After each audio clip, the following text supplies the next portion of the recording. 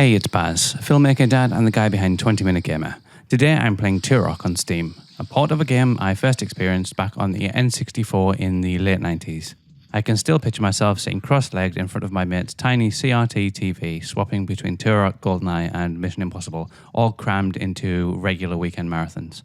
I never actually owned an N64 myself. I was firmly in the PlayStation camp, but that didn't stop me from spending countless hours in this prehistoric fever dream, trying to remember which C button jumped and which one switched weapons. It's been nearly 30 years since I touched Turok, so my memories are equal parts hazy and rose-tinted.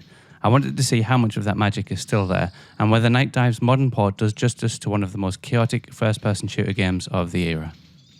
The Steam version I'm playing today comes from Nightdive Studios, a developer that's built a reputation for bringing old favourites back into the modern age. Their goal with this port was to preserve the exact feel of the N64 original while making it smooth, accessible and scalable on today's hardware, whether you're playing at 720p or ultra-wide 4K.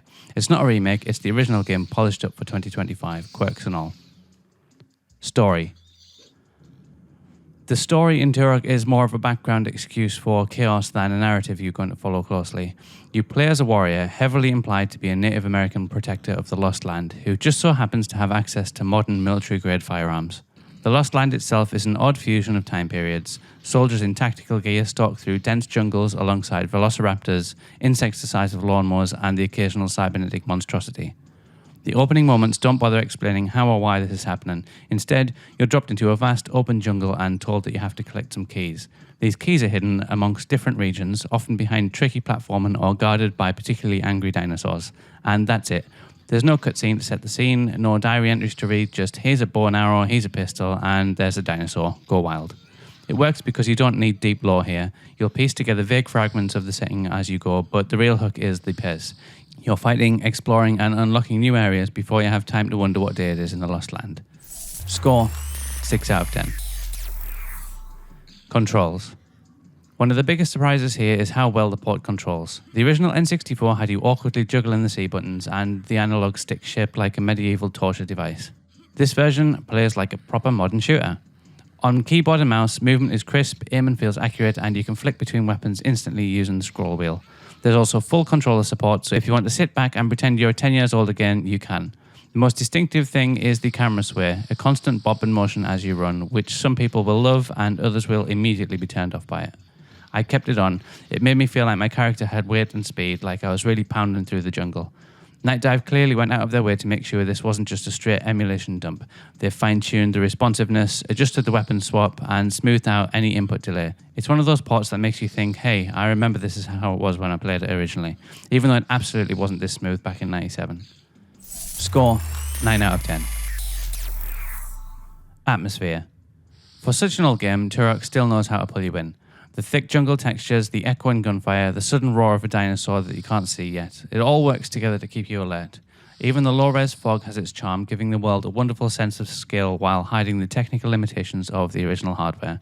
The lack of explicit direction or narrative weirdly helps the immersion. Instead of chasing quest markers, you're exploring, reacting, and surviving. I didn't want to stop and think, why am I doing this? I was too busy dodging grenades and fending off raptors. That said, it does feel a little dated in places. The environments can feel repetitive and the soundscape is pretty bare beyond the music and gunfire. Still, that core feeling, being a lone hunter in a dangerous, unpredictable world, comes through loud and clear.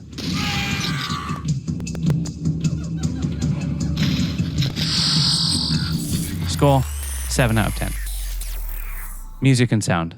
From the moment the opening logo chimed in, Turok's audio hit me right in the nostalgia.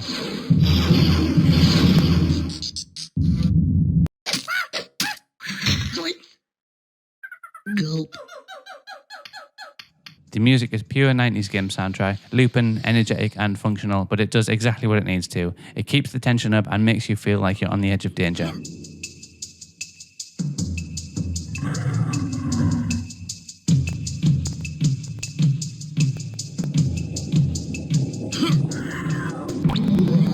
Tribal percussion blends with synthetic tones to create something distinct but not overbearing. The sound effects are a mixed bag. Weapon noises are solid if unspectacular, with the bow having a satisfying snap and the pistol a sharp pop. The real standout for me is the enemy death audio, especially those neck shots. The gurgling, choking cries as a spray of pixelated blood jets from their throats is horrible, but also exactly how I remember it and just as satisfying.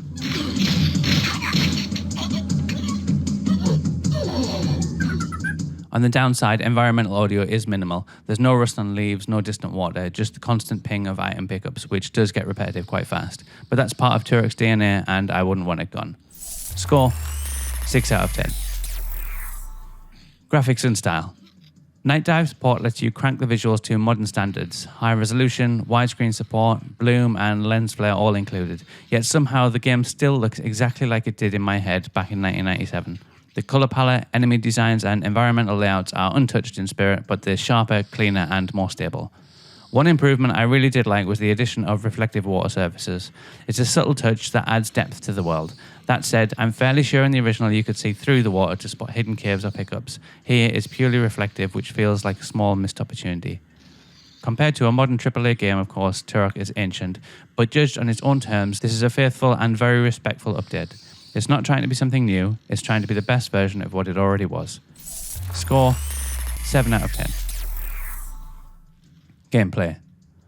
This is pure 90s first-person shooting action. Big maps, big enemies, and plenty of stuff to pick up. In my 20 minutes, I fought armed soldiers, packs of raptors, oversized bugs, and even a couple of mini-boss creatures. The variety is very impressive for such an early 3D shooter. Each enemy type behaves differently. Soldiers throw grenades or keep their distance with gunfire, while dinosaurs rush you down and take chunks out of your health.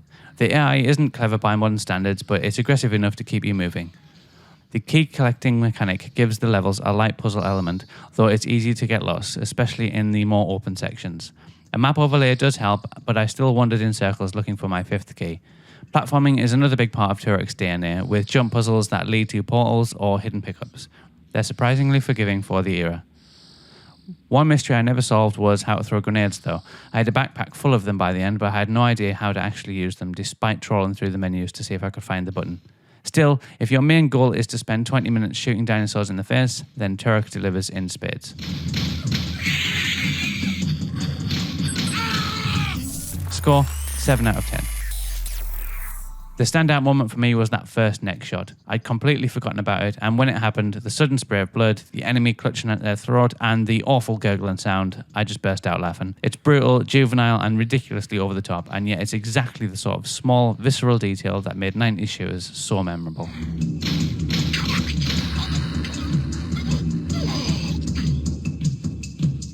So, is it worth 20 minutes? Look, Turok still totally works. The controls are sharp, the combat is satisfying, and the sheer weirdness of its setting keeps it fresh. Nightdive support doesn't just make it playable, it makes it the definitive version. If you're a retro first-person shooter fan, then this is no-brainer. If you've never touched it before, give it 20 minutes and see if you get hooked. I'll definitely be checking out Turok 2 next.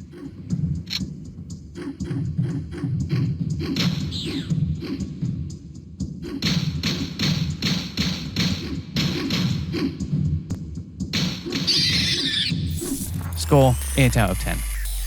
Did you play Turok back in the day, or is this your first time hearing about it? If you did play it, were you all about the dinosaurs, the weapons, or just the chaos? And did you ever figure out how to throw the grenades? If you're anything like me, you don't have hours and hours to sink into every game, and that's why I test whether a game can hook you in just those first 20 minutes. I'll see you on the next one.